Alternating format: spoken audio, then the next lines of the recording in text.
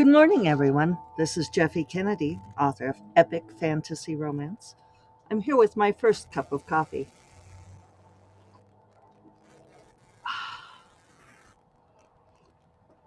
That's very good. Excellent. Today is Monday, October 16th. Um, if you can, well, you probably can't see too well behind me, but the leaves are starting to turn here in Santa Fe. It's a crisp morning. I have my fingerless gloves on. I found my second fingerless glove. These ones are black, and my aunt sent them to me. I really like them. Somebody commented to me that all writers love fingerless gloves, and it could be true. But one of the things I did over the weekend, where we've been doing some organizing, which is great and unusual for us, not something we spend a lot of time doing, but I was forced to clean out what I refer to as the closet of doom in my office, because in our house, like my office is actually a bedroom, or it was intended as a bedroom by the builders, but it has a closet in it, as one would have in a bedroom. And it's this closet is where I just keep all kinds of stuff. There's a bookcase in there, there's a filing cabinet in there. It's where I keep my coats, my outerwear. We don't have a front closet. uh, this cat is already totally wound around the furniture, but I'm not going to liberate him just yet. uh, and also stuff in there like mailing envelopes and scales and my abortive sewing projects. This dress I started making during pandemic that I've not finished making. uh, this is why it is called the closet of doom. And as happens with all closets, I believe, but mostly closets of doom, things pile up in there, right? And then, like, I can't properly close the doors, and but I don't deal with it often. And one thing about our houses in New Mexico is that we have very little storage space. Okay, I've got to deal with the cat here. So I was forced to deal with it because my keys fell back behind the bookshelf, and they fell back there like Thursday evening, right as I was about to leave to go see the Taylor Swift concert movie with Megan. And so I didn't have a lot of time, and I was afraid I wasn't going to get them out of there in time and have to take the other car. Not that huge of a deal. But anyway, so I just sort of pulled stuff out of there, right? And then used like the long handled grabbers, the flashlight back there, and I managed to get my keys out. But that meant that there was stuff all over my office floor, and you couldn't like walk. So I anyway, one of the things I did over the weekend was organize that closet, and I'd been missing one of these gloves, which was also back behind that bookshelf. So it's nice to get things organized. David's been working on organizing the garage, and it's really nice to have that be so much better. So we I won't go into all of our thing about garbage. You don't care. Uh, it's funny because on Friday I got a message from one of you listeners out there uh, that just really made my day. She wrote me this really long message about what the podcast meant to her and why she enjoyed it. And it just totally touched my heart because it was everything that I hope that this podcast will do for people. Uh, because I know a lot of you out there are readers like she is, and not necessarily here for writing advice or industry advice, but interested to see, as she put it, the backstage stuff, and which I think is always interesting. I'm fascinated. I love to watch. Oh, what's it called? The actors something. Yeah, you all are telling me, and I'm not hearing it. Where the one guy who I believe passed away recently interviews actors anyway. And that's fascinating for me to listen to, partly because it's about creative process, and people learning to do things. Uh, I think those things are universal. But back when I started this podcast, and likewise when I first started, uh,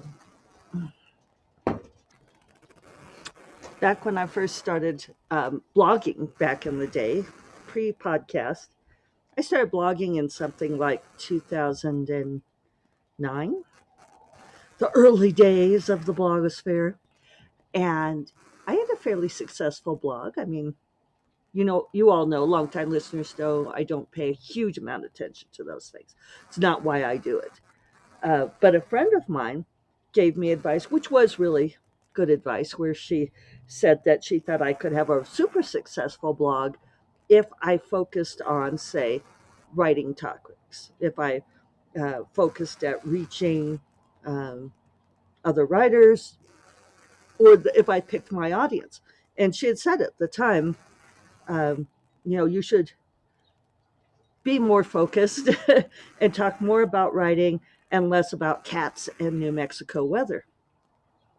Uh,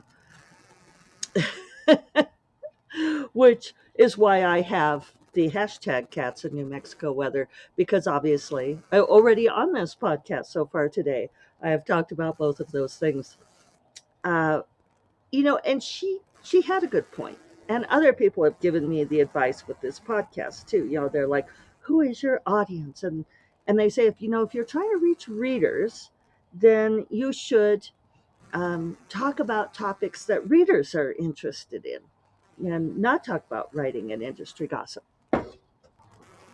And occasionally I'm involved in some sort of, I don't know, writerly marketing promo thing where they talk about, oh, well, you have to think how a reader thinks and not how a writer thinks. And to reach readers, you must do X, Y, Z.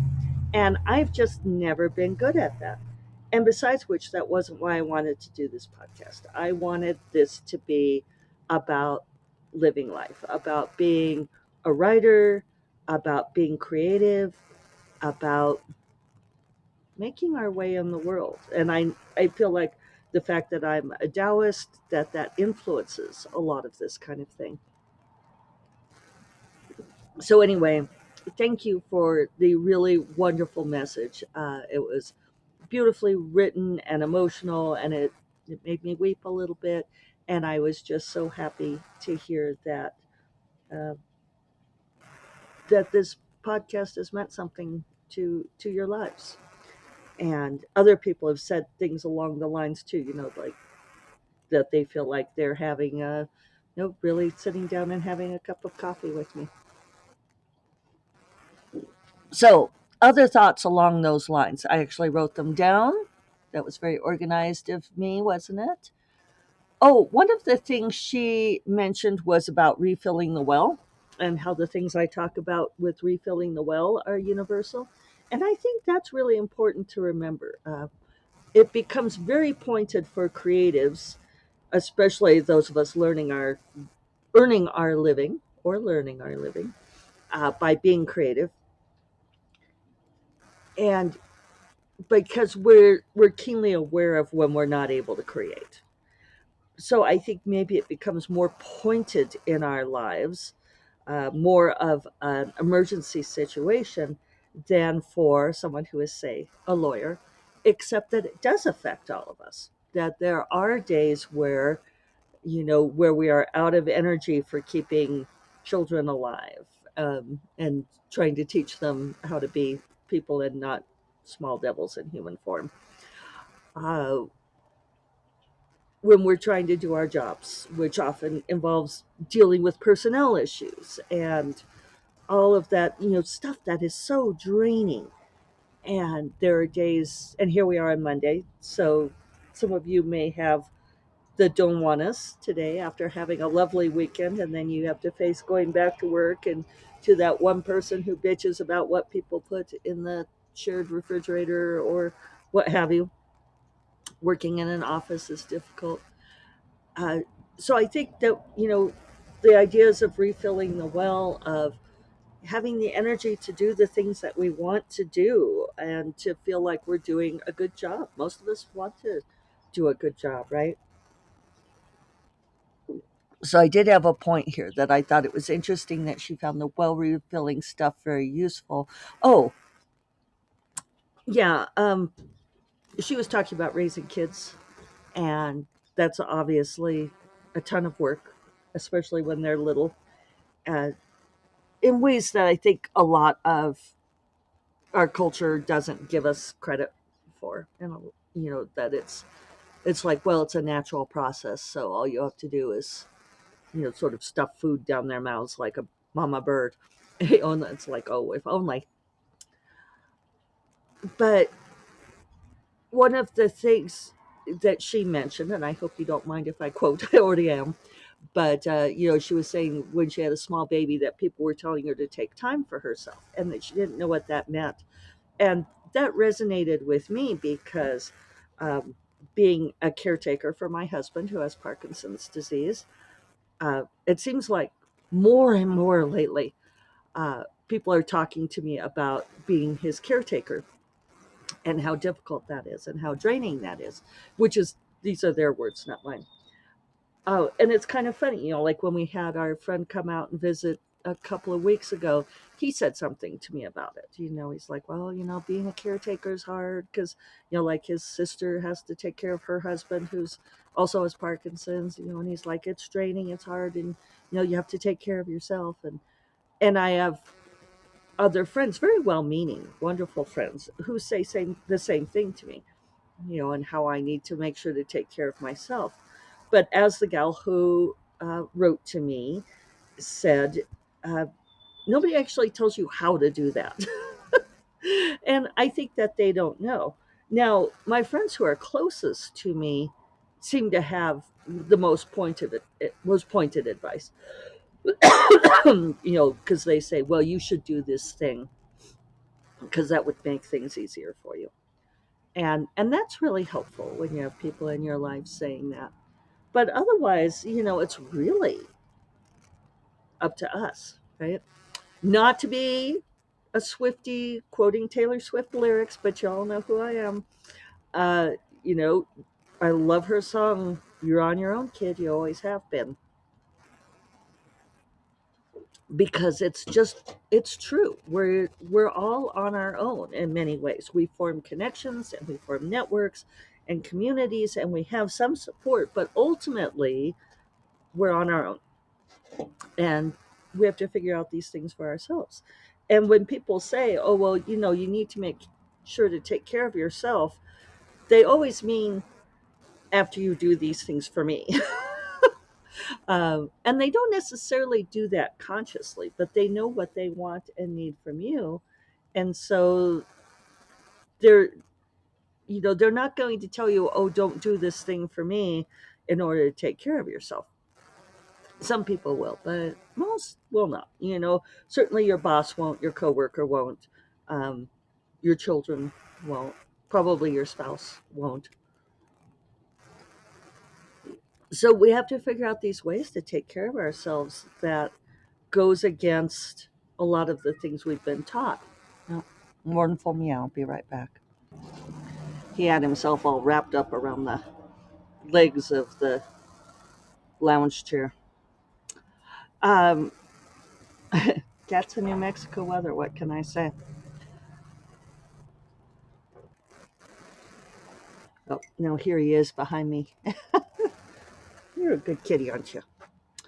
Uh, so, and I'm aware I lost my train of thought there. I had to stop and see what I was talking about. But, refilling the well, finding ways to take care of ourselves. Oh, yeah. So I'm going to use the S word, selfishness. And I think that we all work really, really hard not to be selfish. Being called selfish is like one of the worst things, right? It's it's a almost criminal accusation, right? You're being selfish. And I think especially women are taught that we should not be selfish, that this is the cardinal sin of womanhood, right? If how dare you put your own needs before someone else's or your worse, your own wants. I think to be fair to the guys, Uh, if you are a parent, you get that lobbed against you a lot, right? You're supposed to give up everything for your kids. You're not allowed to be selfish when it comes to your kids. And the thing is that if you're raising kids, then there are times when you absolutely have to be selfish, right? Because, it's that put on your own oxygen mask first, right? uh, I saw a funny send up of that in a movie or a show recently, but I'm not going to be able to think of what it was, where someone's like, that's a terrible metaphor. That's not even the point of the whole thing. But it is. It's you have to be able to you have to have a full well in order to deal with raising small humans or teenage, especially teenage humans, right? So, this thing that selfishness is a social tool, right? To get us to behave in ways that benefit other people.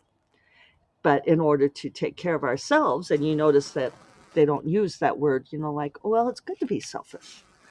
Uh, instead it's a, oh, well, take care of yourself. As long as it doesn't impact anybody else, as long as nobody else is bothered by your taking care of yourself, which is probably why they always recommend things like hot baths, right? That one drives me crazy. I think I've ranted about that before. Like you're supposed to have a glass of wine and read a book in a hot bathtub with candles. And it's like, because theoretically that won't take too much time away from what you're doing for everyone else. This last week, our blogging topic on the SFF7 was writing retreats and whether we do them and whether they're useful. And the thing is social writing retreats, I don't get much writing done. And one of the other gals, Marcella Bernard, said that she likes doing the solo thing, going away for a couple of days by herself. And I'm thinking about doing that because that when I am by myself and I don't have to think about anybody else's needs, that is truly relaxing for me. So it's an interesting thought. All right. I know the other thing I wrote down is that I started a reread of Robin McKinley's Deerskin, which was my gateway drug for Robin McKinley. And I love that book. And I did, as I've started to do, as many of you know, just went ahead and bought the ebook so I could read it on my Kindle because I'm just much more likely to. It's so much easier to read in bed on my Kindle. And it was delightful to read this book, which came out in 93. So it is now 30 years old. And I read it when it came out. Uh, it's fascinating to me what I remember and what I don't remember in a story, the images I remember. Not always the most salient parts of the story, which I think is important when, as writers, we talk about, oh, well, you shouldn't have anything in the story that doesn't drive the momentum of the story forward. And it's like my favorite books, the pieces that I remember most clearly are these images uh, that arguably don't do anything to drive the momentum of the story forward. And I was reflecting that I know I was talking last week about just wanting to read something that I knew would be good. And I talked to a few people about that this week. And I should put the air quotes around it, good, because I don't know what that means always. But I was noticing reading Deerskin and reading Robin McKinley, who is so freaking brilliant. It's the other thing is it's like she both inspires me and I read her and I go, come on, because she's so good. But I find that it's very relaxing for me mentally to read books that I know will meet, I don't know, a certain standard. Ugh, I hate that, but uh, because I can relax my editor brain, I realized. Uh, Here and there, my editor brain would wake up and I'd be like, oh, that was poorly phrased or something like that. But for the most part, I could just sink into the story and I could feel that feeding the story part of me. So So yeah, the other cool thing that happened over the weekend was my dear friend Lexi Ryan, who I have known for I don't know, probably almost 10 years now.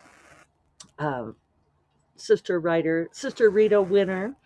Uh, Lexi wrote a wonderful fantasy romance duology, and I saw she's got the third one coming out. These Hollow Vows was the first one. She was looking for a lush, very romantic, uh, textured fantasy and was asking for recommendations on Facebook. And I'm like, well, you want me to send you one of mine? Because, we never have time to read all of ours. And she's like, no, I want to buy it. Where should I start? And I said, read Dark Wizard. So she's been reading that over the weekend, listening to the audiobook and posting the nicest things about it. She said that if consent kink is a thing, this book is it, which I just love. And she called me brilliant, which I also love. So that's pretty awesome. So, oh, and on Friday afternoon, I got editorial letter back from my new editor. And so I have yet to dig into that, but things are moving there. Hopefully, we can announce soon, and then you can have all the details. Yeah. So I'm going to go get to work. I hope you all have a terrific week. And here I am. I don't have any of my wands outside with me, but I'm going to wave my metaphorical magic wand, and I'm going to give you permission to be selfish. Go and do something this week that is totally and completely selfish, uh, and enjoy it. And I will talk to you all on Friday. You all take care. Bye bye.